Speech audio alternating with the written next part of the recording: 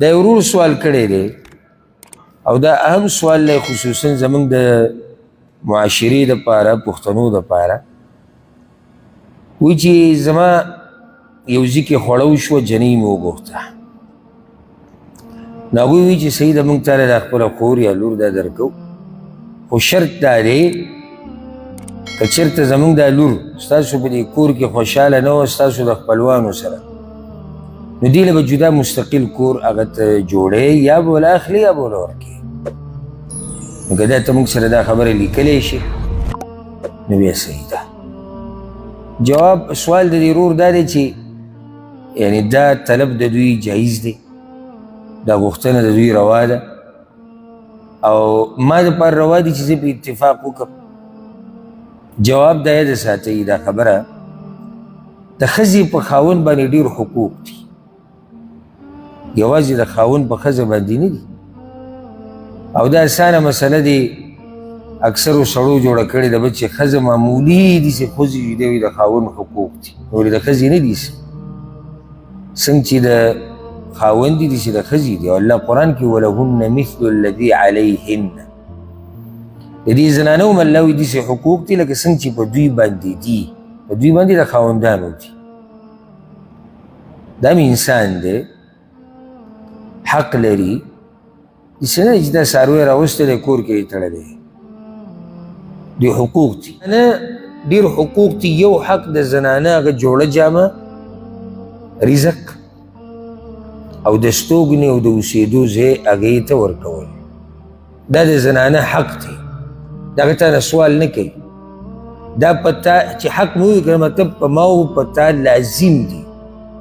چې زنانه له به د اوسېدو مناسب ځای ورکو د وس مطابق در الله رحم دی د وس خبره نشته د وس مطابق که ته جونګړه کې اوسېږي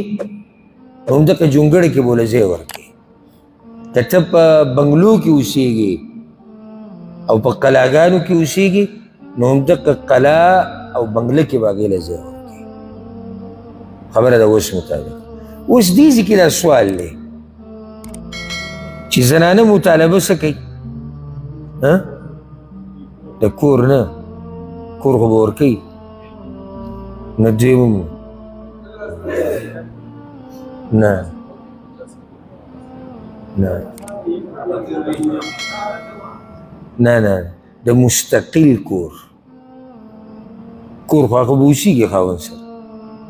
مطالبه د مستقل کور کوي مستقل څه ته وایي چې هغې کې ورسره دا نور خپلوان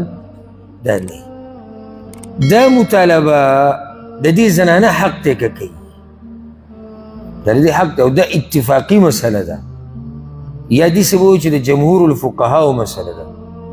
اکثرو علماو دا د هغوی پخواني اوسني د هغوی موقف دی چې د زنانه دا حق دی که چېرته هغې یا د هغې مشرانو دا مطالبه وکړه چې زمونږ جنۍ له به مستقل کور ورکوي زمونږ خور له مستقل کور ورکوي نو دا بلکل د هغې حق دی او دا مطالبه جایز ده دا جایز ده ځکه چې هغه دا وایي که هسې داسې اوس ووایي چې دا خپلوان ما سره اوسېږي ما ته دې دلاسه یو تکلیف دی ما ته دا دي زما بچو ته دا مسله ده زه فلانې کار نشم کولی زه فلانې نشم کولی دا دې حق دی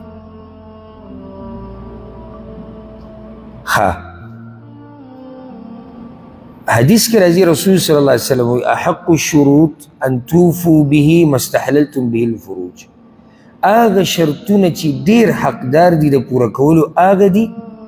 په کومو شرطونو سره چې تاسو عورتونه د ځان دپاره حلال کړي دي اوس وضاحت ته د حدیث واوره صحیح بخاري صحیح مسلم کې دا حدیث دی کله چې نارینه او زنانه نکاح کوي نو چې نکاح وشي نو د هغې هغه عورت د ده دپاره حلال شو او د ده عورت د هغې دپاره حلال شو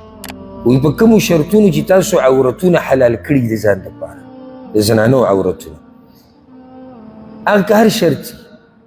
خو مقصدي خبره پکې دا ده چې هغه شرط د شریعت خلاف نه وي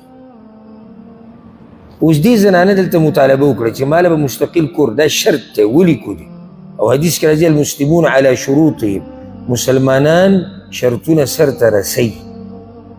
دي که با خو دې خو نه کوي بیا دا به سر ته رسې. په دې شرط په بنیاد باندې د دې زنانه عورت ستا دپاره حلالي دا به ته لازم پوره کې سر ته ورسې. اصل دا دی چې هر قسمه شرط دا روا دی الا هغه شرط چې هغه د شریعت خلاف وي. د خبرې دا شو چې دا شرط څه دی جایز دی او چې دې ومنو دا به سر ته رسې. نو غوسه کېږئ مه. تاسو ټولو ته دا وایم چې کله د نه ښځه مطالبه وکړي چې زما ځان له کور پکار دی دا د هغې حق دی هغه غواړي چې ژوند تیر کړي. دا خو موږ نه یو خبر موږ خو بهر برید ته مزیدي وې زموږ دا قصه نه ده. موږ ټول یو ځای څه دنه د حالاتو نه خبر نه یې ته دنه د مسلو نه خبر نه یې او بهر ګرځې را ګرځې وایي دا زموږ هر څه او موږ ټول ترې خبر یو ځان هم په زور ننداره کړی نه یو خبر دی. دا خو هغه اولنۍ ورځې لږې ګرمې ګرمې بیا د هغې نه به څومره مسلې جوړې شي. زنانه پرېږده په خپله دا سړی بیا تنګ شي چې زه اوس څه وکړم یا الله. نه دا سړی ازاد ژوند تېرولی شي نه د ده دا ښځه ازاد ژوند تېرولی شي نه د ده دا بچي ازاد ژوند تېرولی شي. نو که اوس هم کېږي خبره د اوس ده اوس هم کېږي نو ښه طریقه دا ده چې د انسان خپل مستقل کور وي. نو دې ورور ته موږ دا وایو چې اوس الله دې مل شه دا شرط به پوره کې وې. الله دې زموږ په حال رحم وکړي. الله دې زموږ د کورونو نه دا بغض او کینه او حسد او جګړې او اختلافات ختم کړي او الله دې هر چا له وس او طاقت ورکړي چې ځان له خپل ښایسته مزېدار پراخه کور جوړ کړي.